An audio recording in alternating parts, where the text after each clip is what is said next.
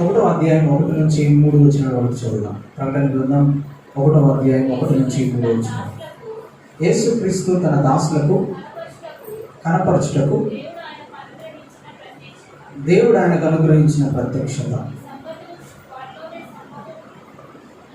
ఈ సంగతులు త్వరలోనే సంభవింపనయ్యున్నవి.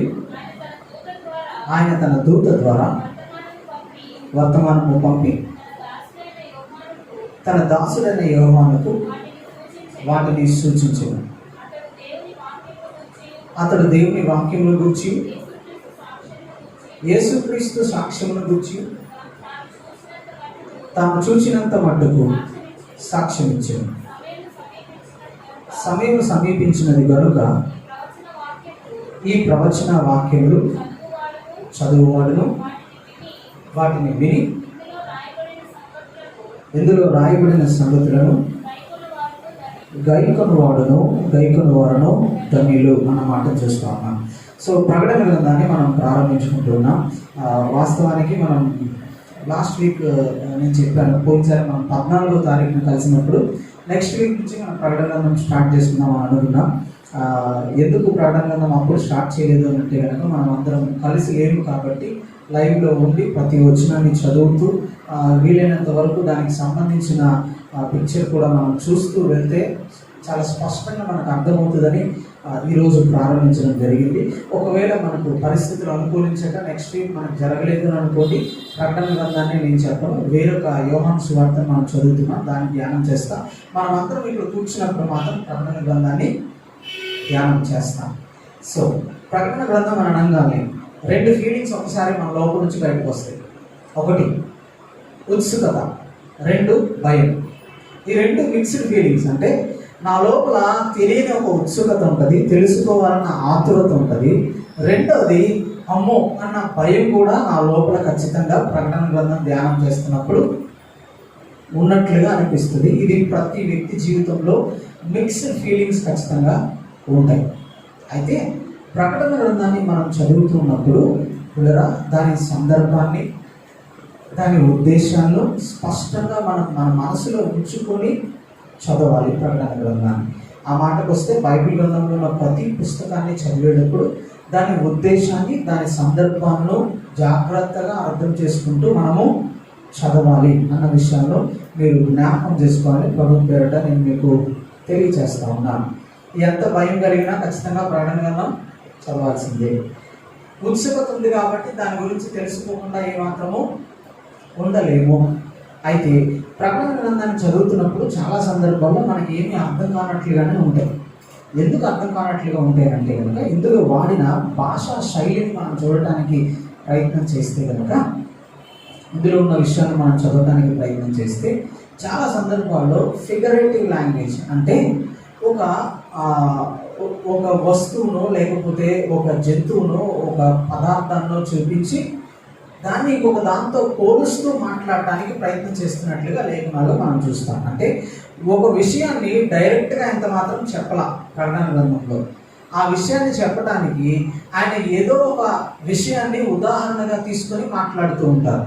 అది జంతువు కావచ్చు, లేకపోతే అది ఇంకేదైనా వస్తువు కావచ్చు, అది ఇంకేదైనా సంఖ్య కావచ్చు, అది ఏదైనప్పటికీ ఏం తీసుకున్నా కానీ అది ఒక విషయాన్ని వివరించడానికి, అంటే విషయాన్ని వివరించడానికి ఒక భాషను, లేకపోతే ఒక పదార్థాన్ని, ఒక వస్తువును, లేకపోతే ఒక జంతువును, లేకపోతే ఒక సంఖ్యను తీసుకొని మాట్లాడుతూ ఉన్నారు. కాబట్టి అది స్పష్టంగా అర్థం అవడానికి అవకాశాలు లేనట్లుగా ప్రకటన గ్రంథం కనబడుతుంది.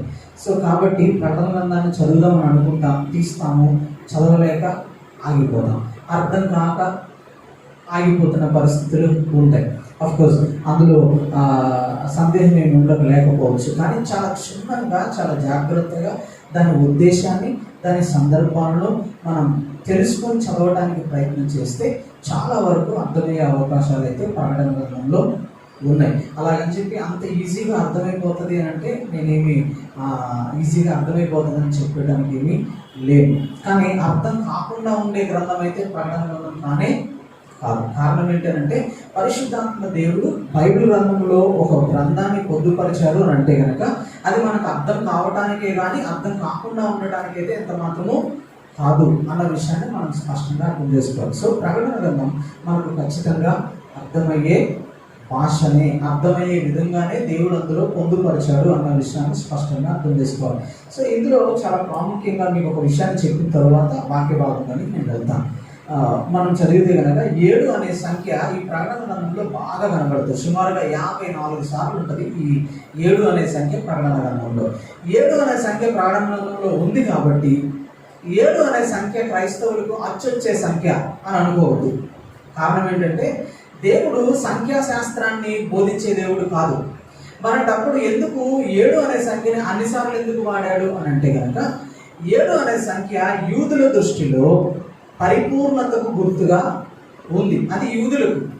కాబట్టి బైబిల్ భాషాపరంగా కూడా 7 అనే సంఖ్యను పరిపూర్ణతకు గుర్తుగా ప్రకటన గ్రంథంలో ఎక్కువగా మాట్లాడారు. అంటే అన్నిటికీ పరిపూర్ణత జరిగిపోతుంది, ముగింపు జరిగిపోతుంది అన్న విషయం తెలియపరచడానికి.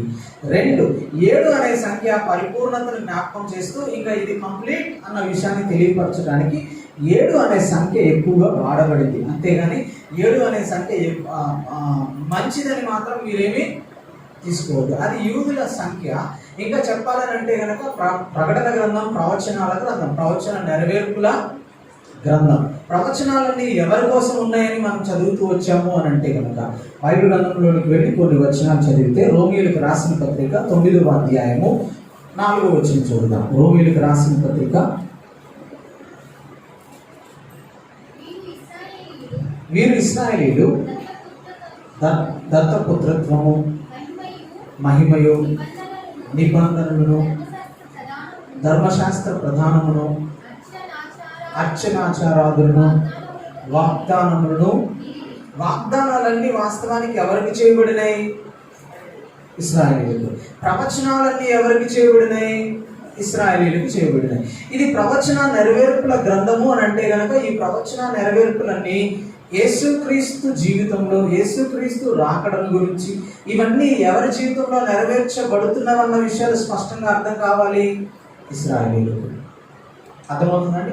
సంఘం స్థాపించబడిన తరువాత ఒక ప్రవచనం కూడా చెప్పబడలా. వాస్తవానికి దేవుడు వస్తాడని ఎప్పుడో చెప్పిన వాటిని మళ్ళీ జ్ఞాపకం చేసి మాట్లాడుతూ వచ్చాడు. సో ఈ ప్రవచన నెరవేర్పుల గ్రంథం అని అనుకుంటూ ఉన్నప్పుడు 7వ సంఖ్యల గురించి కూడా మాట్లాడుతూ ఉన్నప్పుడు మనకు బాగా మన మైండ్లో గుర్తుండవలసిన విషయం ఏంటి అని అంటే కనుక అర్థమవుతుందండి. బహుశా యూదులకు బాగా అర్థమవుతున్న గ్రంథముగా మనం అర్థము చేసుకోవాలి. మరి సంఘముగా నేను ఎందుకు ధ్యానం చేయాలి? ఖచ్చితంగా నేను తెలుసుకోవాలి. కారణం ఏంటి అంటే కనుక 2-3 అధ్యాయాలు సంఘానికి బోధించబడిన అధ్యాయాలు. అర్థమవుతుంది? 1, 2, 3 అధ్యాయాలు సంఘానికి ప్రాముఖ్యంగా బోధించబడిన అధ్యాయాలు అన్న విషయం స్పష్టంగా అర్థం చేసుకోవాలి. సో వాక్య భాగంలోకి మొదటి వచనం చదువుదాం. యేసుక్రీస్తు తన దాసులకు కనపరచుటకు దేవుడు ఆయనకు అనుగ్రహించిన ప్రత్యక్షత. ఈ సంగతులు త్వరలో సంభవింపనయున్నవి. ఆయన తన దూత ద్వారా వర్తమానము పంపి తన దాసులైన యోహానుకు వాటిని సూచించారు. సో యేసుక్రీస్తు తన దాసులకు కనపరచుటకు దేవుడు ఆయనకు అనుగ్రహించిన ప్రత్యక్షత అన్న విషయాన్ని చూస్తా ఉన్నాం. ఇక్కడ మనం జ్ఞాపకించుకోవాల్సిన విషయం ఏంటంటే దేవుడు యేసుక్రీస్తుకు కలుగు చేసిన ప్రత్యక్షత అని చూస్తా ఉన్నాం. యేసుక్రీస్తు తన దాసులకు కనపరచుటకు అన్న విషయాన్ని లేఖన భాగంలో చూస్తా ఉన్నాం. ఇక్కడ వాస్తవానికి ప్రత్యక్షత అనే పదాన్ని మనం చూడడానికి ప్రయత్నం చేస్తే ప్రత్యక్షత అన్న మాట యొక్క మీనింగ్ నేను మీకు చూపిస్తా ఉన్నాను. ఇక్కడ వైట్ లెటర్స్లో 2nd లైన్లో అపోకలిప్సే అని ఉంది. అది గ్రీకు పదం. దాని అర్థం ఏంటి అని అంటే కనుక తెర తీయుట. అర్థమవుతుందండి? తెర తీయుట, ప్రత్యక్షత అని అంటే దేవుడు ఏం చేస్తా ఉన్నాడు అని అంటే కనుక యేసుక్రీస్తుపై కప్పిన తెరను ఇప్పుడు తీయబోతా ఉన్నాడు. ఇప్పటి వరకు యేసుక్రీస్తును లోకం ఒకలాగా చూస్తూ వచ్చింది. ఆయన ఈ భూమి మీదకి మానవుడిగా వచ్చినప్పుడు ఆయన మానవుడిగా లోకం చూస్తూ వచ్చింది. కానీ ఇప్పుడు first time and last time ప్రకటన గ్రంథంలో మొట్టమొదటిసారిగా చివరిసారిగా యేసుక్రీస్తు యొక్క ప్రత్యక్షతను ఆయన ఎలా ఉన్నాడో అలా లోకం ఇప్పుడు ఆయనను చూడబోతుంది. ఇప్పటి వరకు ఆయన మీద కప్పబడి ఉన్న తెరను ఇప్పుడు దేవుడు తీస్తా ఉన్నాడు. పిల్లరా, అది తెరవబడుట అని అంటే కనుక, తెర తీయుట అని అంటే కనుక, ఇప్పటి వరకు యేసుక్రీస్తుని మనం ఎలా చూసామనంటే కనుక గొర్రె పిల్లలాగా చూసాం బైబిల్ గ్రంథంలో. కానీ దేవుని రాకడ సమయంలో ఆయన ఎలా చూడబోతా ఉన్నామో ఈ ప్రకటన గ్రంథం తెర తీసి చూపిస్తా ఉంది అన్న విషయాన్ని స్పష్టంగా అర్థం చేసుకోవాలి. కాబట్టి ఈ ప్రకటన గ్రంథం యేసుక్రీస్తు ప్రత్యక్షత గ్రంథం అని కూడా మనము మాట్లాడుకోవచ్చు. ఈ ప్రత్యక్షతను ఎవరు మనకు చూపిస్తున్నారు అని అంటే తండ్రి అయిన దేవుడు క్రీస్తు యొక్క ప్రత్యక్షతను మనకు కనపరుస్తా ఉన్నాడు. ఈ విషయాన్ని యేసుక్రీస్తే తన దాసులకు తెలియపరచడానికి ఒక దూతను పిలిచి ఆ దూత ద్వారా యోహానుకు అన్ని విషయాలను, ఏదైతే యేసుక్రీస్తు ఏ విధంగా అయితే ప్రత్యక్షపరచబడబోతున్నాడో ఆ ప్రత్యక్షతను యేసుక్రీస్తే స్వయంగా ఒక దూతను పంపించి యోహానుకు ఈ విషయాలన్నీ సూచిస్తున్నట్లుగా లేఖన భాగాలలో మనము చూస్తా ఉన్నాం. సో ఫస్ట్ లైన్, దేవుడు యేసుక్రీస్తుకు అనుగ్రహించిన ప్రత్యక్షత అంటే యేసుక్రీస్తు చూడటానికి కాదు, యేసుక్రీస్తు ద్వారా మనము చూడటానికి, అది యేసుక్రీస్తు గురించిన ప్రత్యక్షతే అనే విషయం స్పష్టంగా అర్థం కావాలి. రెండవది ప్రత్యక్షత అనగా అపోకలిప్సే అంటే తెర తీయుట. యేసుక్రీస్తు తన దాసుడైన యోహానుకు దూత ద్వారా సూచించుట. యేసుక్రీస్తు అయితే ప్రత్యక్షపరచలేదు, కానీ యేసుక్రీస్తు వాటిని అన్నింటినీ సూచిస్తూ ఉన్నారు. ఇదిగో ఇవి ఇలా జరగబోతా ఉన్నాయి అన్న విషయాన్ని. యేసుక్రీస్తు యొక్క ప్రత్యక్షతను లోకమంతా ఇప్పుడు చూడబోతుంది ప్రకటన గ్రంథము ద్వారా అన్న విషయాన్ని లేఖన భాగాల్లో మనం చూస్తా ఉన్నాం. పిల్లల, వాస్తవానికి ఈ ప్రత్యక్షతలు ఎవరికి అర్థమవుతాయి అంటే కనుక బైబిల్ చదువుతున్న వారికి మాత్రమే అర్థమవుతాయి. లోకానికి ఏమీ అర్థము కానీ అర్థం కాదు. మరంటప్పుడు ఈ ప్రత్యక్షత చదువుతున్న, ఈ ప్రకటన గ్రంథాన్ని చదువుతున్న మనం ఏం చేయాలి అంటే కనుక లోకానికి ప్రత్యక్షతను మనము తీసుకొని వెళ్ళడానికి మన వంతు ప్రయాస, మన వంతు ప్రార్థన మనం నిరంతరం చేస్తూనే ఉండాలి అన్న విషయాన్ని స్పష్టంగా జ్ఞాపకం చేసుకున్నాం. నెక్స్ట్ మాట మనం చూద్దాం. ఈ సంగతులు త్వరలో జరగనయ్యున్నవి అన్న విషయాన్ని చూస్తున్నాం. సో ఇవన్నీ సంభవింపనయ్యున్నవి అన్న మాట చదువుతాం. సో ఈ విషయాలు త్వరలో జరగబోతున్నాయి. ఎప్పుడు రాశాడు ఈ ప్రకటన గ్రంథాన్ని అని అంటే కనుక యోహాను ఈ ప్రకటన గ్రంథాన్ని రాశాడు. ఈ ప్రకటన గ్రంథాన్ని యోహాను సుమారుగా 90 శతాబ్దము 90లో రాశాడు. ఇప్పుడు మనం ఎక్కడున్నాం? 2020లో ఉన్నాం. అంటే 2000 తీసేసి 0090 రాస్తే అప్పుడు సుమారుగా 1900 సంవత్సరాల క్రితం రాయబడిన పుస్తకం ఇది. ఇంకా చెప్పాలంటే కనుక యేసుక్రీస్తు 12 మంది శిష్యుల్లో చివరి అపోస్తలుడు చివరి పుస్తకము రాశాడు అన్న విషయాన్ని స్పష్టంగా మనం అర్థం చేసుకోవాలి.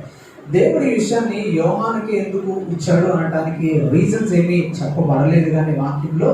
కానీ యోహాను గురించి కొన్ని విషయాలు ఖచ్చితంగా ప్రకటన గ్రంథం ధ్యానం చేసే ముందు మనము నేర్చుకోవాల్సిందే, అందులో సందేహం ఏమీ లేదు. సో యోహాను గురించి మనం కొన్ని విషయాలు ధ్యానం చేయడానికి మనం ప్రయత్నం చేస్తే కనుక చదువుదాము ఒకసారి. మత్తయి సువార్త 4వ అధ్యాయము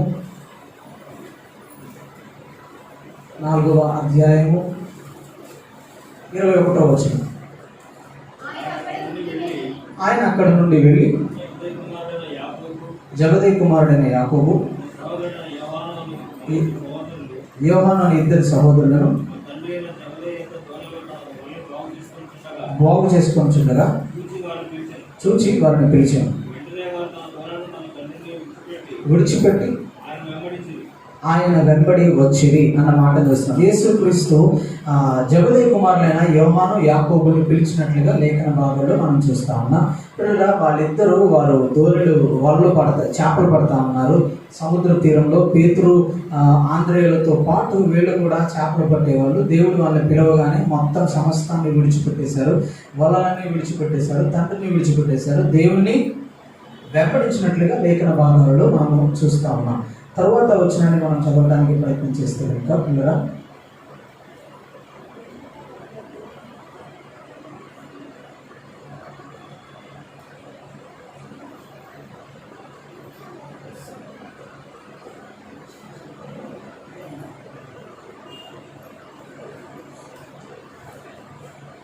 మార్కు సువార్త,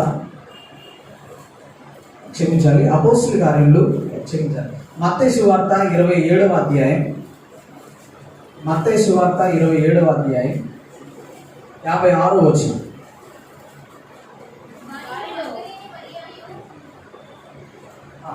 చదువుదాం. వారిలో మగ్దలేనే మరియయు, తల్లి అయిన మరియయు, జబదయి కుమారుల తల్లియు ఉండిరి అన్న మాటకు లేఖనాల్లో చదువుతాము. సో ఇతను ఈ యోహాను యొక్క ఫ్యామిలీని చూస్తున్నాం. అతని తండ్రి పేరు జబదయి అని చూస్తున్నాం. ఇతని తల్లి ఉండినట్లుగా చూస్తా ఉన్నాం. ఇతని తల్లి ఎక్కడుందో మనం చూస్తే కనుక యేసుక్రీస్తు సిలువ వేసినప్పుడు ఆయన సిలువ దగ్గరే ఉంది అన్న విషయం అర్థం కావాలి. అంటే ఈ కుటుంబం అంతా ఎలా కనబడుతుందో తెలుసా? ప్రారంభం నుంచి ఆధ్యాత్మికంగా ఉన్న కుటుంబముగా కనబడతా ఉంది. చాలా జాగ్రత్తగా ఈ విషయాన్ని మన మనసులో ఉంచుకోవాలి. ఈ కుటుంబం అంతా అనగా జబదయి కుమారులు, ఆమె తల్లి యేసుక్రీస్తు సిలువ దగ్గర ఉండినట్లుగా చూస్తాం. ఆమె తల్లి పేరును మనం చూస్తే మార్కు సువార్త చివరి అధ్యాయంలో మనం చూస్తాం. మార్కు సువార్త 15వ అధ్యాయము 16వ అధ్యాయం 1వ వచనం. విశ్రాంతి దినం గడిచిపోగానే మగ్దలేనే మరియయు సలోమేయు వచ్చి ఆయనకు పూయవలనని, చాలండి, యాకోబు తల్లి అయిన మరియు సలోమేయు వచ్చి అని చూస్తున్నాం. ఒకవేళ మీరు వెనక్కి వెళ్ళి మత్తయి సువార్తలో ఉన్న వచనాన్ని ఈ వచనాన్ని రెండింటిని కలిపి చదవడానికి ప్రయత్నం చేస్తే యోహాను యొక్క తల్లి పేరు సలోమి అన్న విషయాన్ని లేఖనాల్లో మనము చదువుతాం. సో ఇప్పుడు ఈ సలోమి ఎక్కడుందో తెలుసా? యేసుక్రీస్తు సిలువ దగ్గర ఉండినట్లుగా లేఖన భాగాల్లో మనం చూస్తూ ఉన్నాం. సో ఈ ఇద్దరు శిష్యులు కూడా ఎక్కడున్నారు అంటే యేసుక్రీస్తు జీవించిన కాలంలో ఆయన యేసుక్రీస్తు పిలవగానే వలలన్నీ విడిచిపెట్టేసి యేసును వెంబడిస్తున్న వ్యక్తులుగా ఉంటున్నట్లుగా లేఖన భాగాల్లో మనం చూస్తున్నాం. పిల్లలు యేసు పిలవగానే వెంబడించేశారు అని అంటే అర్థం ఏంటో తెలుసా? అప్పటికే వీరి తల్లి వారిని భయభక్తుల్లో పెంచింది అన్న విషయం స్పష్టంగా అర్థం కావాలి. వీరు మెస్సయ్యను గురించి ఎదురు చూస్తున్నారన్న విషయం అర్థం కావాలి. బహుశా యేసుక్రీస్తు వాళ్ళను పిలవగానే వాళ్ళు వెంటనే విడిచి వెళ్ళిపోతున్నారు అని అంటే కనుక వాళ్ళు దేవుడి కోసం బ్రతకాలన్న ఆలోచన కూడా వారి లోపల ఉంది అన్న విషయం కూడా స్పష్టంగా మనకు అర్థం కావాలి. అయితే వీళ్ళు దేవుడు పిలిచినప్పుడు వీరి యొక్క స్వభావం ఎలా ఉందో మనం గమనించడానికి ప్రయత్నం చేస్తే చూద్దాము ఒకసారి. లూకా సువార్త 9వ అధ్యాయము, లూకా సువార్త 9వ అధ్యాయము 55, 56, 54, 55 వచనాలు. యాకోబును యోహానును అది చూచి, ప్రభువా, ఆకాశము అగ్ని దిగి వీరిని నాశనము చేయనట్లు మేము ఆజ్ఞాపించడం నీకు ఇష్టమా అని అడుగుగా ఆయన వారి తట్టు తిరిగి వారిని గద్దించెను అన్న మాటను లేఖనాల్లో చూస్తా ఉన్నాం. సో మనం చదువుతున్న లూకా సువార్త 9వ అధ్యాయము 54, 55 వచనాల్లో చదివితే వీళ్ళు అంటా ఉన్నారు, యేసుక్రీస్తు యెరూషలేము పట్టణానికి వెళ్దామని అనుకున్నప్పుడు అక్కడ పరిస్థితులు సహకరించినప్పుడు వీళ్ళలా యేసు వెళ్ళిపోదామని అనుకుంటే వీళ్ళు అంటా ఉన్నారు, ప్రభువా నువ్వు ఒక్కసారి మాకు సెలవిస్తే చాలు, ఆకాశం నుండి అగ్ని దిగి వీరిని నాశనం చేయనట్లు మాకు ఆజ్ఞాపించుట నీకు ఇష్టమా అని అడుగగా ఆయన వారి తట్టు తిరిగి వారిని గద్దించు. వాళ్ళు అడిగారు, ప్రభు ఆకాశం నుండి అగ్ని వచ్చి మేము ఈ పట్టణాన్ని కాల్ చేసేటట్లు ఆజ్ఞాపించమా అంటే ప్రభు వద్దు, అలా చేయటం కుదరదు, అది సరైంది కాదు అని ప్రభు మాట్లాడినట్లుగా చూస్తాం. ఎందుకు వాళ్ళు అట్లా మాట్లాడుతూ ఉన్నారు అని అంటే కనుక ప్రభువే చెప్పేశాడు. వాళ్ళ మనస్తత్వం, వారి స్వభావం ఎలా ఉంటుందో ప్రభువే చెప్పినట్లుగా చూస్తాం. మార్కు సువార్త 3వ అధ్యాయము 17వ వచనం. యాకోబు యోహాను వీరిద్దరికి ఆయన బోయనెర్గేస్ అని పేరు పెట్టాడు. బోయనెర్గేసు అనగా ఉరువెడు వారని అర్థం. వాళ్ళిద్దరికి దేవుడు ఒక పేరు పెట్టాడు. వాళ్ళిద్దరి సంగతి దేవుడికి బాగా తెలుసు. వారు ఏమని తెలిసి దేవుడు పిలిచాడో తెలుసా వాళ్ళని?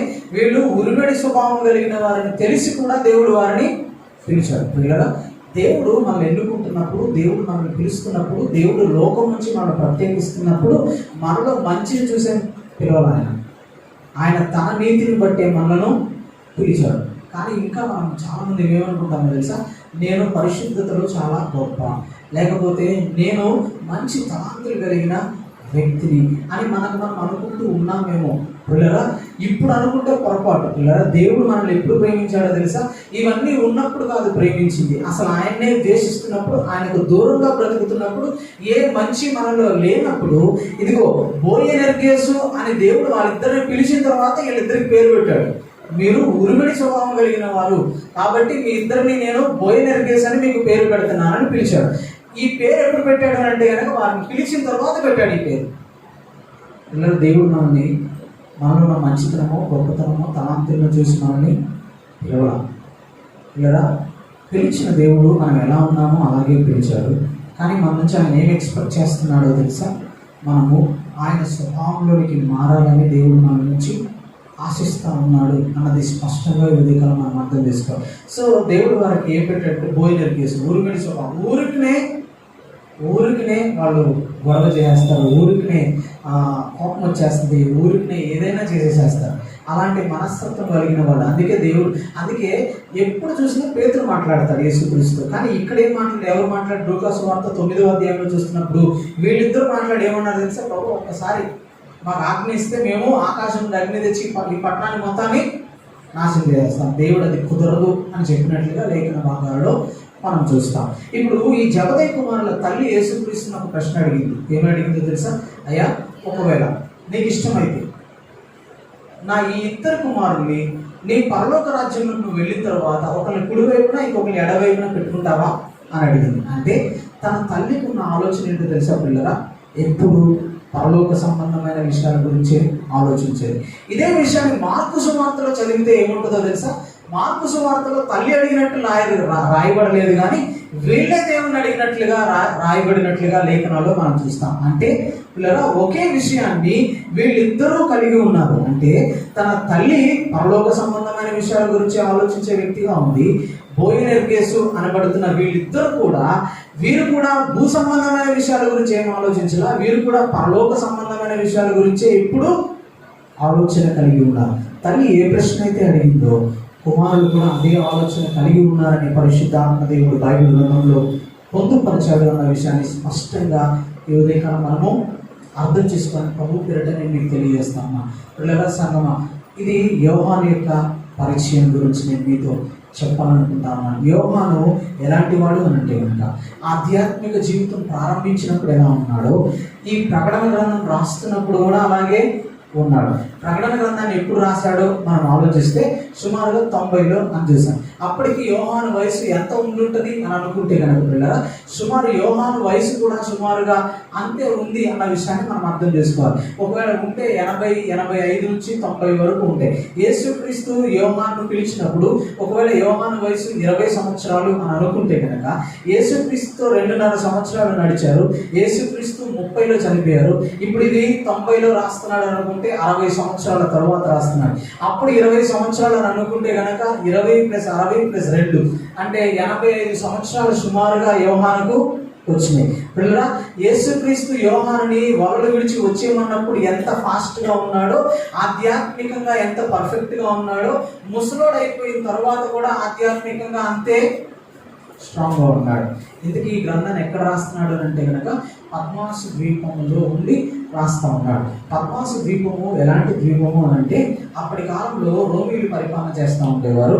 ఈ రోమీలు క్రీస్తు సువార్త ప్రకటిస్తున్న అనేక మందిని, చాలా మందిని చంపడానికి ప్రయత్నం చేసేవాళ్ళు. చాలా మందిని ఒంటికి వ్యాక్స్ పూసి అంటే కొవ్వొత్తి మైనం పూసి వాళ్ళని తగలబెట్టేసేవాళ్ళు. ఇంకొంతమందిని నరికేసేవాళ్ళు. ఇంకొంతమందిని సింహాల బోన్లో పడేసేవాళ్ళు. అలాంటి పరిస్థితి అప్పటి కాలంలో ఉండేది. యోహాను కూడా 2 సార్లు చంపడానికి ప్రయత్నం చేస్తే చరిత్ర చెప్తున్న విషయాలు ఇందులో 100% వాస్తవం ఉందో నాకు తెలియదు, ఒక అంచనా మాత్రం. యోహానుని అరటి బోధలో బంధించి దాని నిండా పెట్రోల్ పోసి నూనె పోసి తగలబెట్టడానికి ట్రై చేస్తే యోహాన్ అరటి బోధ కాలిపోయిందంట, కానీ యోహాన్ అయితే కాలిపోలేదంట. యోహాన్ను సరసలా కాలుతున్న నూనెలో వేస్తే యోహానికి ఏమీ అవ్వలేదంట. ఇంక ఏమీ చేయలేక ఇప్పుడు యోహాన్ను పద్మాసు ద్వీపంలో పడేశారు. సుమారుగా ఇది ఒక 70 కిలోమీటర్ల దూరంలో ఉంటుంది. ఎక్కడికి అంటే కనుక మనుషుల యొక్క సంచారానికి 70 కిలోమీటర్ల దూరంలో ఉంటుంది. ఉంటే ఈ మనుషుడు ఒక్కడే ఆ దీవుల్లో, ఆ పద్మాసు ద్వీపంలో బ్రతకాలి. ఏ మనుషులు తినడానికి ఏమో ఉండో చచ్చిపోతే అలా చచ్చిపోవడం అంతే.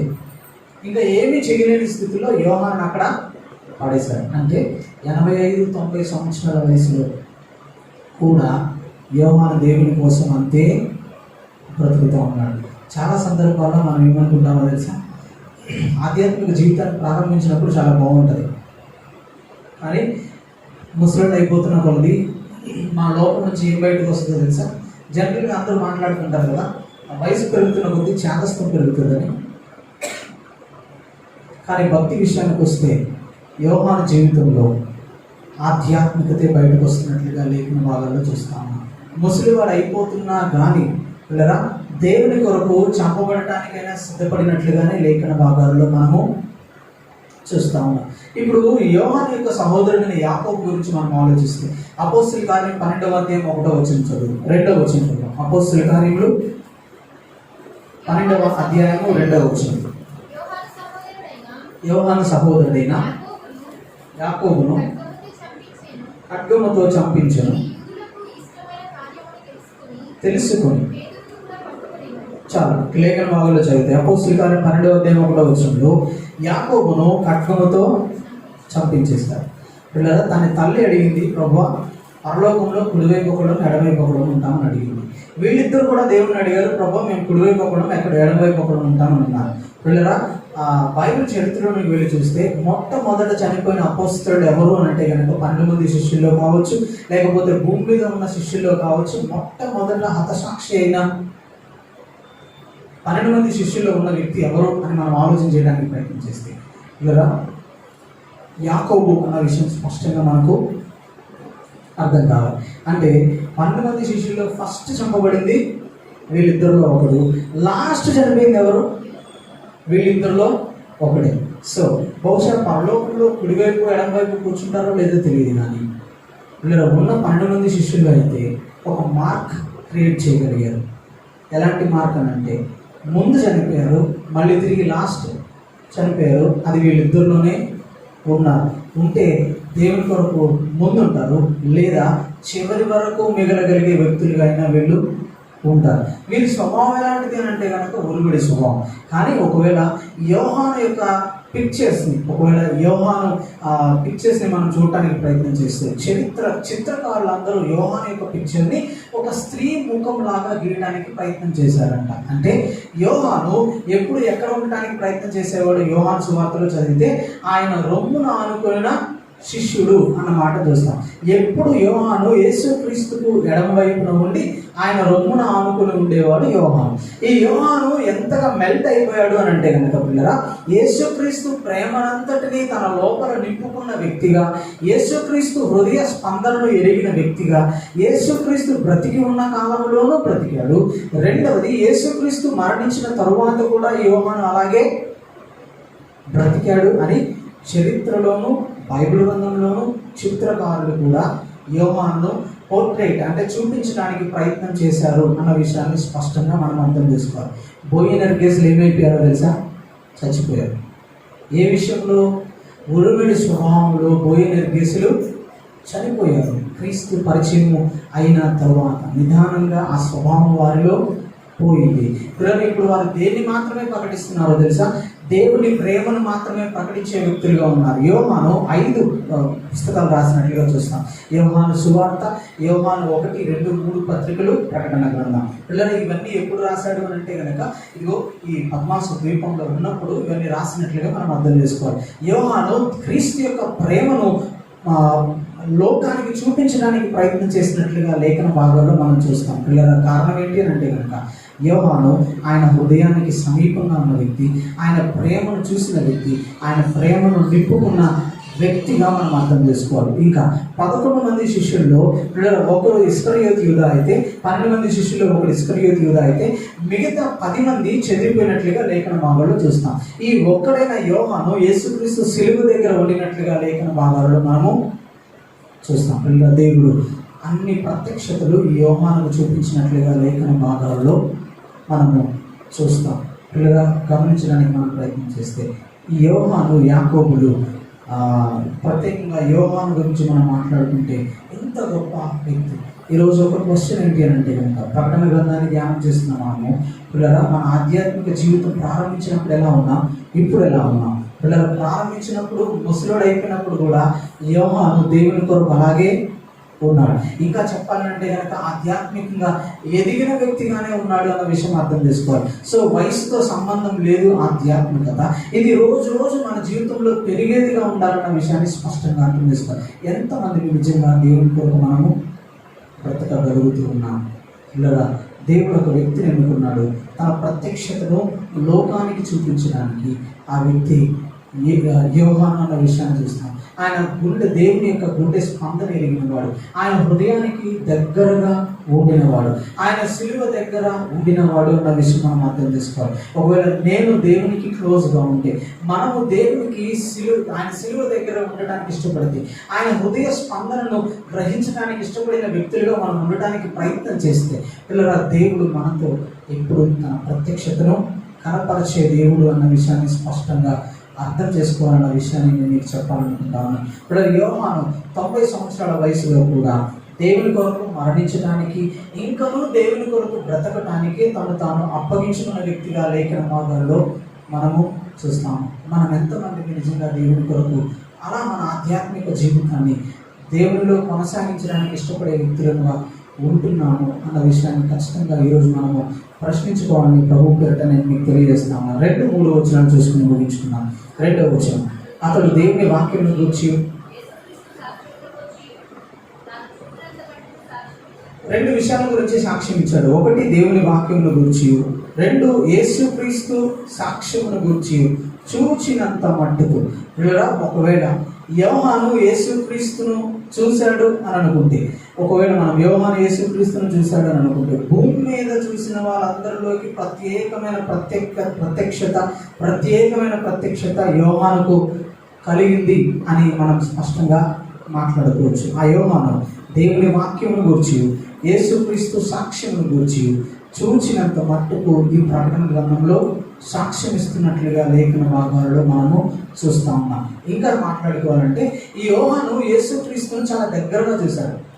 ఎక్కువ సందర్భాలలో యోహాను యేసుక్రీస్తు రొమ్ముని ఆనుకున్నాడు. బహుశా యేసుక్రీస్తు మాట్లాడుతుంటే ఇలా చూస్తూ ఉంటాడు, ఆయన రొమ్ము మీద ఆనుకొని ఇలా వింటా ఉంటాడు. బాగా క్లోజ్గా ఆయన చూసింది ఎవరనంటే కనుక యోహాను.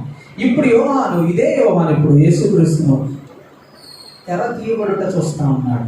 ఇంతకుముందు భూమి మీద చూసిన ఆ ప్రత్యక్షత వేరు, ఇప్పుడు యోహాను చూస్తున్న ప్రత్యక్షత వేరు అన్న విషయాన్ని స్పష్టంగా అర్థం కావాలి. భూమి మీద క్రీస్తు యొక్క ప్రేమను వివరించగలిగిన వాడు యోహాను అయితే, మళ్ళీ తిరిగి ఆయన ప్రత్యక్షతను అదే విధంగా ఎక్స్ప్లెయిన్ చేయగలిగిన వాడు మళ్ళీ యోహానే.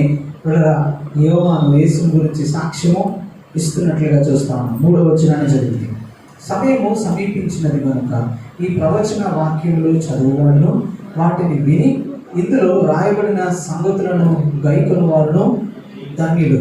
సో సమయం సమీపించింది. దేనికి అని అంటే కనుక, ఇదిగో ఆయన ప్రత్యక్షత కనబడబోతా ఉంది. ఇంకా అనేకమైన సంగతులు, ఈ సంగతులు త్వరలో సంభవింపనై ఉన్నాయి.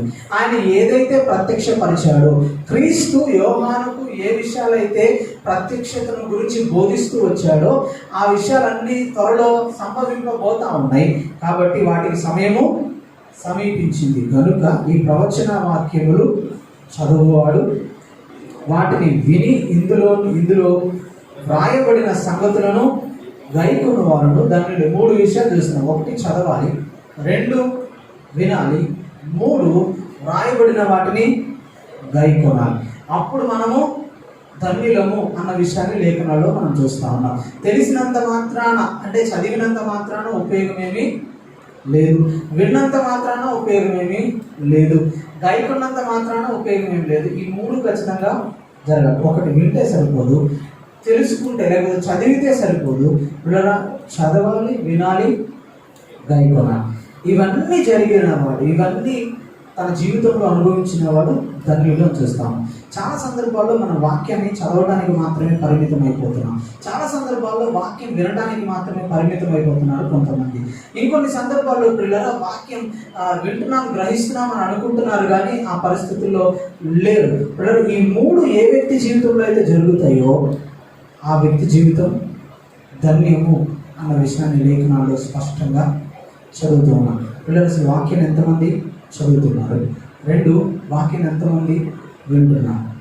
ఈ మధ్యకాలంలో వాక్యం వినడం బాగా ఎక్కువ అయిపోయింది. అర్థమవుతుందంటే వినటం ఎక్కువ అయిపోయింది చదవడం కంటే. ఫస్ట్ చదవాలి. అందుకే చదువువాడు, వినువాడు, గ్రహించువాడు అని చూస్తున్నాను, గైకొల్వాడు అని చూస్తున్నాను. ఫస్ట్ చదవాలి వాక్యాన్ని. కానీ వాక్యం ఈ మధ్య చదవడం తగ్గిపోయి ఏమైపోయిందో తెలుసా? వాక్యం ఎక్కువ టీవీలో వస్తుంది, ఫోన్లో పెడితే వాక్యమే. సో ఏ పని చేసుకుంటున్నా వాక్యం వింటూనే ఉన్నా. మంచిది, వినండి, వినొద్దని నేను అనట్లా.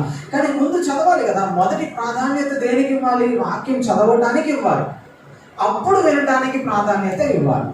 ఈ 2 ఇస్తూ వాక్యాన్ని గైకొనాలి. గైకొనకపోతే ప్రయోజనం ఏమీ లేదు.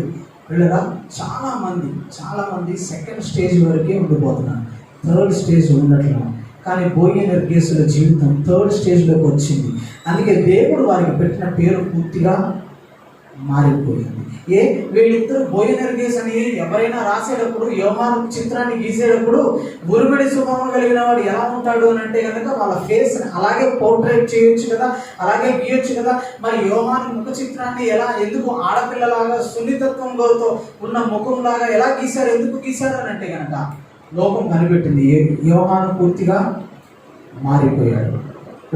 గైకొనే స్వభావం ఖచ్చితంగా మన జీవితంలో ఉండాలి.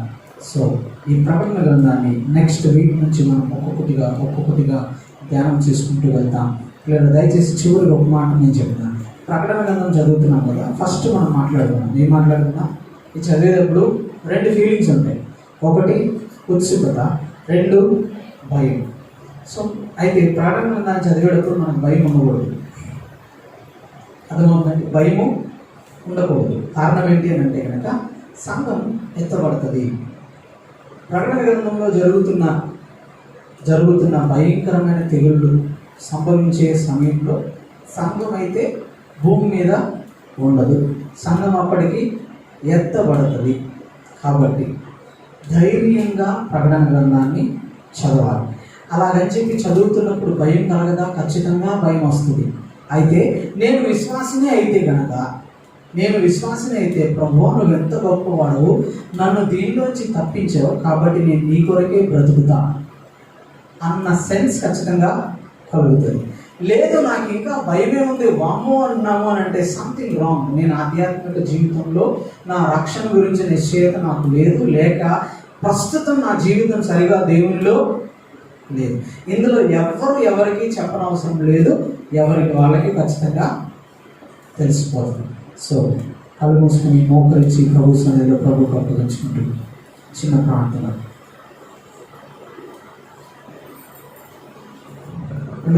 ప్రకటనని ధ్యానం చేస్తా ఉన్నాం. ఆ ప్రత్యక్షత సూచనగా చూపిస్తున్న యోహాను రాసిన గ్రంథాన్ని చదువుతూ ఉన్నాం. గ్రంథకర్త అయిన యోహాను జీవితాన్ని మనం చూసాం. యేసు క్రీస్తుని ఇప్పుడు కొత్తగా చూడబోతూ ఉన్నాను. ప్రకటన గ్రంథంలో ఆయన ప్రత్యక్షతను లోకమంతా చూడబోతూ ఉంది. దానికంటే ముందుగా సంఘం తెలుసుకునబోతూ ఉంది. అయితే ఆ ప్రత్యక్షతను మనందరికీ సూచనగా రాసిన వ్యక్తి యొక్క జీవితాన్ని చూసాము ఈరోజు. అలాంటి జీవితం, అట్లాంటి ఆధ్యాత్మిక జీవితం మనము బ్రతకగలుగుతున్నాము. ఒకసారి ప్రభుకు అప్పగించుకుంటూ చిన్న ప్రార్థన చేసుకున్నాం. ప్రేరేపించబడిన ఎవరైనా ఒకరు ప్రార్థన చేయండి.